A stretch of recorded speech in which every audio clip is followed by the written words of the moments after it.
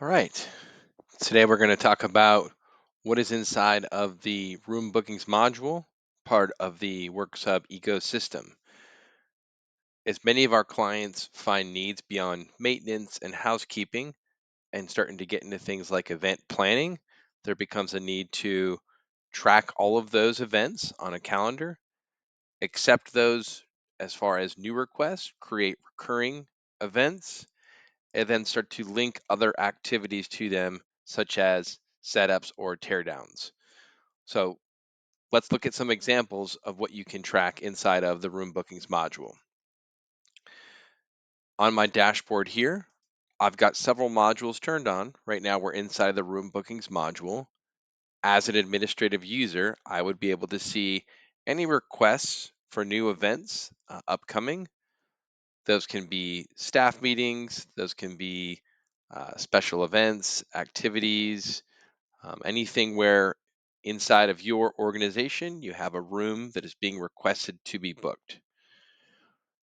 As a gatekeeper, I would have permission set up to either book those events or potentially kick them back if there was a conflict. Many times this will show up as a green bar, or in the case of a conflict, as a red bar that says this is in conflict with a current event. So there is a concept of trying to avoid those double bookings built into the product. Once we go through and see those events as booked, then as an administrative user, I would be able to see all of the events taking place at my organization over any given day. It will list them out, will identify the location, the organizer, the time, etc. By hovering over these events, we can now go through, we can actually print off the details, sign up forms, or we can just outright mark them complete with any types of notes that might be required following the conclusion of the event. Logically, it makes sense as we start to see these events populate to view them on a calendar. When we toggle to a calendar view, it will default to all the areas that you have listed in your WorkSub account as bookable spaces. Underneath those bookable spaces, it follows a timeline on the left margin and will actually show you when certain events are being booked out. In this particular event, I can see I've got a staff meeting from 10:45 to 12:15 in one of our lounges. So hovering over any of these events will expose some of the details. By double clicking, it will actually pop up the event itself and allow users with the proper permissions to go through and add the proper details. That can be limited, but not including but not limited to things like details, pictures, any types of attachments, arrangements. You can see where we've actually uh, set up Mr. Adamo here to receive any types of email updates on status changes, time changes, or room changes via email through an automated procedure to keep certain people in the loop, including the organizer, but it could also include other staff members as well.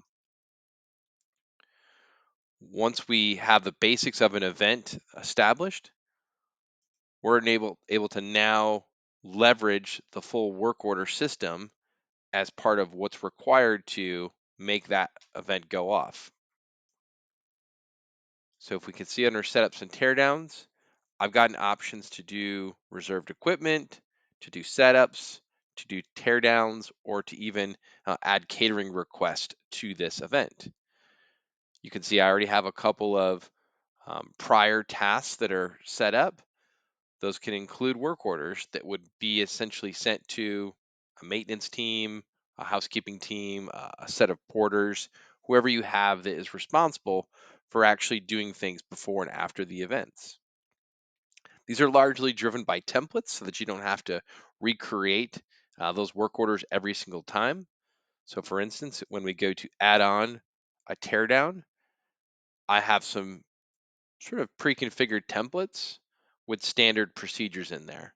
So if I want the room to be cleaned following the event, I've got a 30-minute work order that automatically starts to take place directly after the room is finished. And again, I can provide details or attachments as necessary.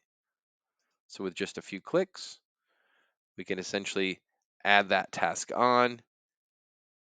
That will include things like a work order number, and essentially will live on the event and on the proper dashboard down the road. If we also need to add things like catering, any types of tasks or anything like that, you can publish a menu in here. Actually, I'll just flash back here just so we can see where that event room cleaning task went. And again, we can change any details or things like that following the completion here. In terms of the catering piece, we will have clients that will publish things in terms of catering options, how many people would be served with any of these choices, all those types of things. We can even associate billing rates and things like that tied to these actual selections, and we can add them to the event.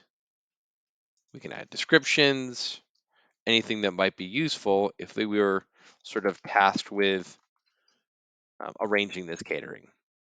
Yeah, we'll save that. So now we've fleshed out a few things that would happen before and after an event.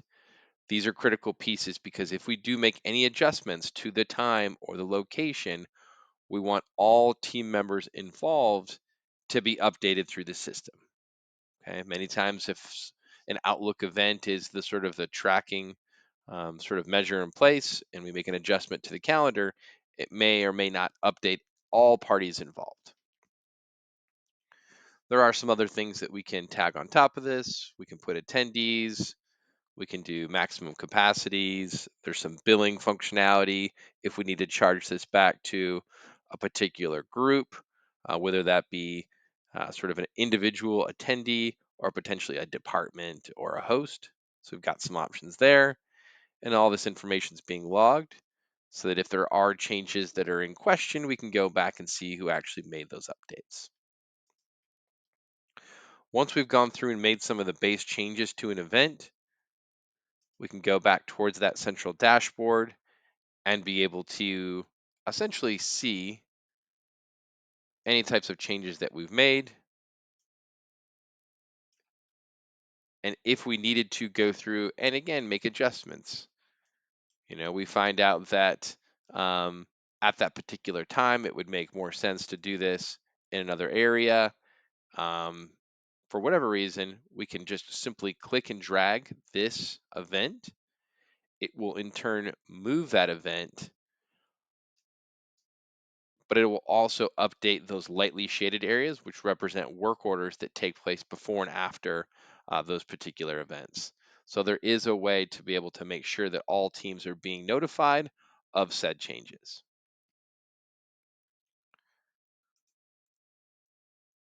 So we've looked at what it looks like on the dashboard, on the calendar, making some adjustments to the events. Some of these other tabs are just pointing to things that are coming down the road. If we want people that are in food and beverage just to see events that have food and beverage tied to them, we can accommodate that. We can see things like events that we've previously completed where we want to just make sure that we tidy these up, add notes, make sure that there's nothing else that should be added, and then we can essentially just close them out and make sure that they're no longer part of an active record, but reportable in our database. As mentioned, there was the option to go through and associate billings with these. So any other teams that potentially are on the hook for, food and beverage or a room rental charge, those can be associated back to those groups. All this is viewable from mobile devices as well, in addition to being printable. Once we've gone through and completed a series of events, there is some reporting and analytics on the end of the software under the room bookings tab. This can be simple reports that show all the events of the day in a consolidated form, or we can go back and do analysis. What types of room utilization have we seen over a given period of time? Most of these can chart and graph. So if you want to look at attendance or potentially, you know, where there's room for opportunity, if we need more rooms or less rooms, this should give you a little bit more analysis there. So those are some of the high points of the room bookings module. At a high level, it should allow you to avoid double bookings, keep all of your staff members in the loop as far as responsibilities, last minute changes, things like that.